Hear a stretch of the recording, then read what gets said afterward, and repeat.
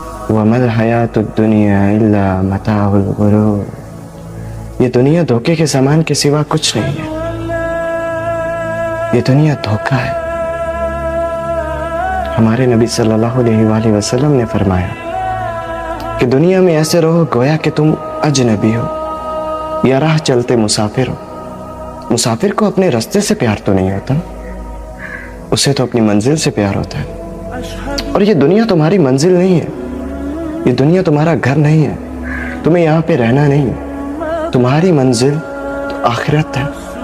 اور اللہ تعالیٰ نے قرآن پاک میں فرمایا ہے کہ آخرت کا گھر تو بہت اچھا گھر ہے، صرف ان لوگوں کے لیے جو پرہیزگار ہیں، جو اس قرآن سے نصیحت حاصل کرتے ہیں۔ اس دنیا کے دھوکے میں مت آؤ، یہ تو دھوکہ ہے۔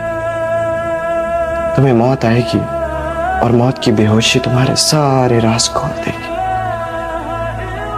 تم سے پردے اٹھ جائیں گے، جنہیں تم دیکھ نہیں سکتے تھے تو پھر تم انہیں دیکھ پاؤ گے۔